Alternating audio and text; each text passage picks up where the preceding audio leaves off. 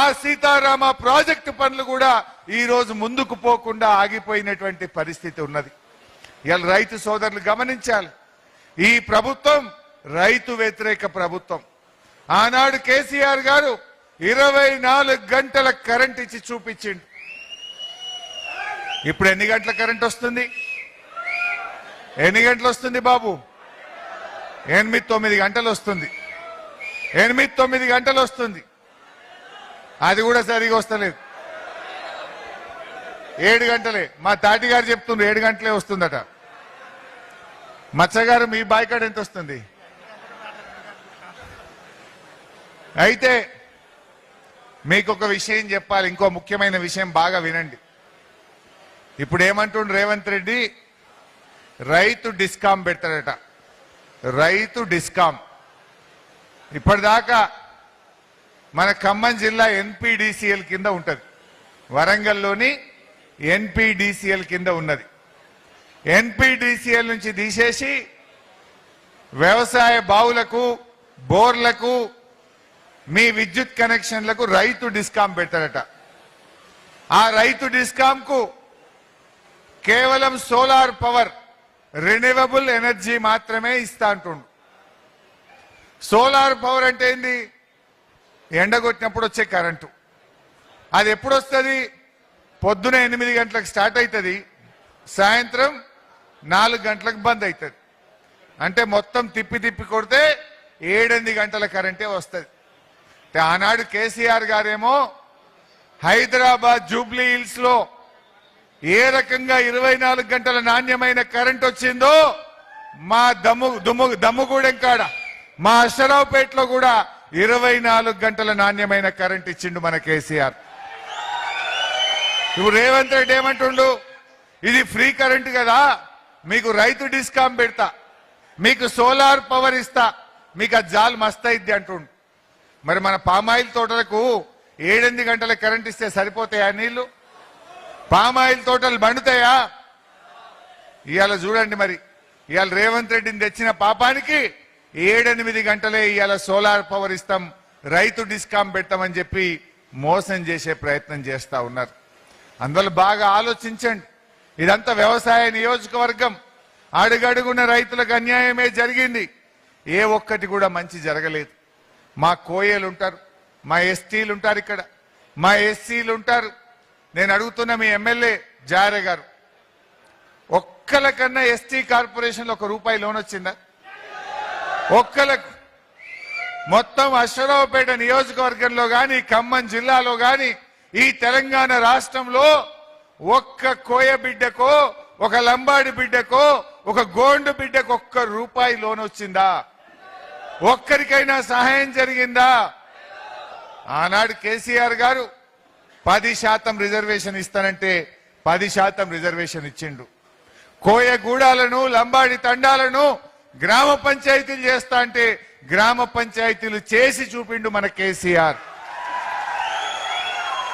మా బిడ్డలు విదేశాల్లో చదవాలంటే 20 లక్షల ఓవర్సీస్ స్కాలర్షిప్ ఇప్పించి విదేశాల్లో చదివించాడు మన పిల్లల్ని. మన పిల్లలు మా కాళ్ళ మీద మేము నిలబడతాం, మా ఉద్యోగాలు మేం చేసుకుంటామంటే ఆ పిల్లలకు లక్షల రూపాయలు ఎస్టీ కార్పొరేషన్ ద్వారా, సీఎం ఎస్టీ డెవలప్మెంట్ ప్రోగ్రాం ద్వారా వేల మంది పిల్లలకు సాయం చేసిండు కేసీఆర్ గారు. నేను అడుగుతున్న బట్టి విక్రమార్క గారిని, మీరే ఆర్థిక మంత్రి, ఖమ్మం జిల్లా నుంచి ఆర్థిక మంత్రిగా ఉన్నారు. ఇవాళ ఏంటి ఏవి ట్రైకార్ లోన్స్ మనం ఇచ్చాం. అది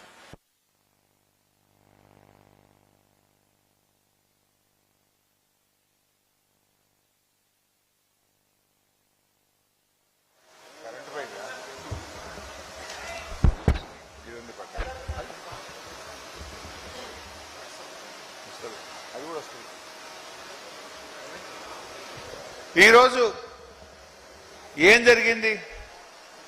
ఎస్టీ కార్పొరేషన్ ద్వారా మొన్న మేము అసెంబ్లీలో అడిగాం, నువ్వు ఎంత బడ్జెట్లో డబ్బులు పెట్టావు, ఎంతమంది ఎస్టీ పిల్లలకు ఈ రాష్ట్ర ప్రభుత్వం 2.5 ఏళ్లలో సాయం చేసిందని చెప్పి మేము అడిగాం. అడిగితే మీ బట్టి గారే సమాధానం చెప్పిండు అసెంబ్లీలో. నేను ఉత్తగా చెప్తలేను. అసెంబ్లీలో బట్టి విక్రమార్క గారు చెప్పిన మాటే ఇవాళ మీకు చెప్తా ఉన్నా. ఏం చెప్పిండు? ఈ 2.5 సంవత్సరాల్లో 2750 కోట్లు ఎస్టీల కోసం బడ్జెట్లో పెట్టినాము అన్నాడు. అబ్బా బాగానే పెట్టిండని నేను అనుకున్నా. మళ్ళీ అడిగిన, మరి పెట్టుడు పెట్టినావు 2750 కోట్లు, అందులో ఎన్ని పైసలు రిలీజ్ చేసినావు, ఎంతమందికి సాయం చేసినావో చెప్పు అన్న. ₹1 రిలీజ్ చేయలే, ఒక్కరికి సాయం చేయలే.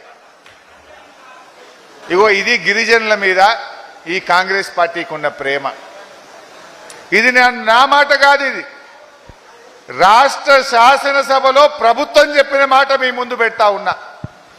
2750 కోట్లు బడ్జెట్లో పెట్టినరు, ₹1 కూడా ఎస్టీలకు రిలీజ్ చేయనటువంటి దగుల్బాజీ ప్రభుత్వం, గిరిజన వ్యతిరేక ప్రభుత్వం ఈ కాంగ్రెస్ ప్రభుత్వం. పోనీ గిరిజనులకు మోసం చేసినావు, దళితులకు ఏమన్నా చేసిండా, మా ఎస్సీలకు ఏమన్నా చేసిండా అని అడిగిన. ఎస్సీల కోసం బడ్జెట్లో ఎన్ని డబ్బులు పెట్టారు, ఎంతమందికి సాయం చేశారని అడిగాం. బట్టి గారు దళిత బిడ్డ, రాష్ట్రానికి ఉప ముఖ్యమంత్రిగా ఉన్నారు. కనీసం వాళ్ళకైనా ఏమైనా సాయం చేశాడేమో, ఏమైనా మేలు చేశాడేమో అని నేను ఆశపడ్డాం. కానీ ప్రభుత్వం ఇచ్చిన సమాధానం ఏంటంటే 5400 కోట్లు ఎస్సీ కార్పొరేషన్కు బడ్జెట్లో పెట్టినా అని చెప్పిండు. మరి ఎంత ఖర్చు పెట్టినావు, ఎంతమంది దళిత బిడ్డలకు మేలు చేసినావు అంటే ఎస్సీ కార్పొరేషన్ ద్వారా ₹1 రిలీజ్ చేయలే, ఒక్క దళిత బిడ్డకు కూడా సాయం చేయలేదు అని సిగ్గు లేకుండా అసెంబ్లీలో సమాధానం చెప్పుకున్నారు. దళితులకు మోసం, గిరిజనులకు మోసం. పోనీ బీసీలకు ఏమైనా చేశారా? బీసీ కార్పొరేషన్కి ఎన్ని డబ్బులు పెట్టారు, ఎంత సాయం చేశారని అడిగితే బీసీ కార్పొరేషన్కు 1370 కోట్ల రూపాయలు పెట్టామని చెప్పారు. దాని పని కూడా అంతే. కేవలం అసెంబ్లీలో ఈ సంవత్సరం బీసీలకింత, దళితులకింత, గిరిజనులకింత పెట్టామని బట్టి గారు చెప్పుడు వీళ్ళు బల్లలు కొట్టుడు. ₹1 రిలీజ్ అయ్యేది లేదు, ఒక్క కుటుంబం బాగుపడేది లేదు. ఈ రకంగా గిరిజన బిడ్డలను, దళిత బిడ్డలను, బలహీన వర్గాల పిల్లల్ని ఇవాళ కాంగ్రెస్ పార్టీ మోసం చేసింది. ఇవాళ పిల్లలకు ఫీజు రియంబర్స్మెంట్ ఇయ్యక పిల్లల చదువులు కూడా ఆగిపోయినటువంటి పరిస్థితి ఉన్నది. అందువల్ల మిత్రులారా, ఇలా అన్ని విషయాలు కూడా ఒకటి రాష్ట్ర ప్రజలకు ఇవాళ అర్థమవుతా ఉన్నాయి. ఈరోజు ముఖ్యంగా మన జిల్లాలో 3 మంత్రులు ఉన్నారు. ఏం జరిగింది? 3 మంత్రులు ఉంటే ఏమైనా జరిగిందా ఖమ్మం జిల్లాకు? ఏదన్నా ఒక్కటన్నా మంచి పని జరిగిందా? ఉండండి. ఇవాళ ఏమి జరిగింది? 3 మంత్రులున్నా ఖమ్మం జిల్లాకు జరిగింది గుండు సున్నా. కనీసం కేసీఆర్ గారు ప్రారంభించిన సీతారామ పనులు జరుగుతలేవు. ఇవాళ మన అశ్వరావుపేటలో 100 పడకల ఆసుపత్రి ఆనాడు కేసీఆర్ గారు మా ఎమ్మెల్యే గారు అడిగితే, ఆ రోజు మత్స్య గారు అడిగితే శాంక్షన్ చేస్తే ఇవాళ దయచేసి మీరు ఆలోచించండి. ఈయన ముఖ్యమంత్రి ఉన్నాడు రేవంత్ రెడ్డి, మాటలకు ఎక్కువ, చేతలకు తక్కువ.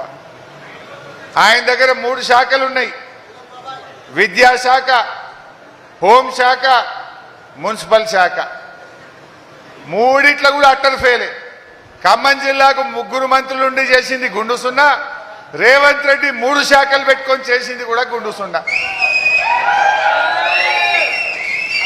ఇవాళ విద్యాశాఖ మంత్రిగా ప్రైవేట్ స్కూళ్లలో ఫీజుల నియంత్రణ చేయడంలో రేవంత్ రెడ్డి ఫెయిల్ అయిపోయింది.